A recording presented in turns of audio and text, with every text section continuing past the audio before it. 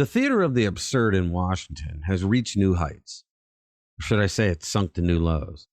Today we turn our attention to squad Democrat extremist Representative Jamal Bowman of New York.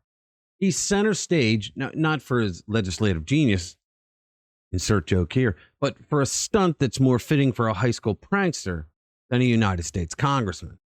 I personally believe he did this out of evil, but we'll get into that later. Bowman was charged for pulling a fire alarm in the Capitol while the House was voting on a spending bill to avoid a government shutdown. And he was charged with the lowest grade misdemeanor they could find. He faces 6 months in prison, while J6 defendants who did less than Bowman are getting double-digit years in prison. Do we have the power to make the system of justice equal for a man with a D next to his name? Let's get into it.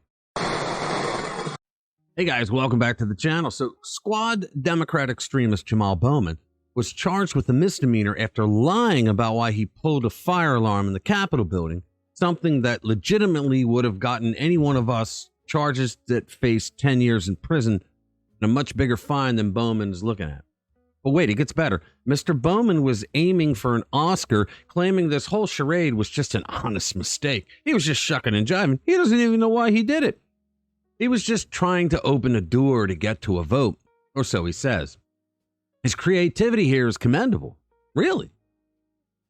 It seems the Capitol Police aren't buying tickets for that fantasy show, though. Surveillance footage and those pesky things called facts revealed everything was marked clearly as an emergency exit with detailed instruction. But here's the kicker. Our congressman didn't just stop after potentially endangering lives. No, he was then caught on camera, first jogging. I suppose guilt is an excellent motivator for cardio workouts. Then nonchalantly strolling out, passing by count them, seven Capitol Police officers and saying nothing as the building was evacuated. The drama doesn't end there. Despite the clear evidence and the disruption that was caused, Bowman remains the protagonist of his own fiction, expressing his gratitude that no one thinks he intended to obstruct House proceedings. He says he's ready to pay the fine and expects the charges to be dropped. How convenient. And I must ask, when will the January 6 defendants, some of who are facing years behind bars for doing less, when will they enjoy the luxury of such leniency?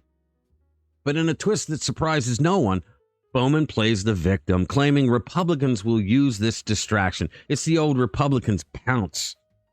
His office even had the audacity to send out talking points telling everyone to look for Nazis among the Republicans instead of his fire alarm antics. He did apologize, though, claiming the memo went out without my consent, he said. How many times will accountability be sidestepped with this clown? Now, a conservative Watchdog Group, the Foundation for Accountability and Civic Trust, or FACT, isn't letting the credits roll on this farce just yet. They filed a complaint with the Office of Congressional Ethics. It seems some people still believe a congressman should, I don't know, uphold some dignity and responsibility. So there you have it. Looks like another whitewash job is coming for another criminal Democrat. You see, what they don't want you to know is that while the government shutdown was looming, the Republicans in the House were ready to send a spending bill over to the Senate. And then it would be Chuck Schumer's problem over in the Senate. And the Democrats didn't want that. They wanted a government shutdown, and those evil bastards, those squad Democrat extremists, wanted to pin it on the Republicans in the House who were about to pass a spending bill. They couldn't have that. So Bowman pulled a fire alarm to stop the vote on the spending bill in the hopes that a fire alarm in the Capitol would take so long to work out in the House wouldn't be able to get the spending bill passed that day, and a shutdown would be blamed on the Republicans. There is a special place in hell for Democrats. All right. So if you haven't already, subscribe to our channel, share our videos with like-minded friends who want to stay informed with what's really going on. Thanks for watching this video. I'll see you in the next one. I don't give a damn. I don't really care.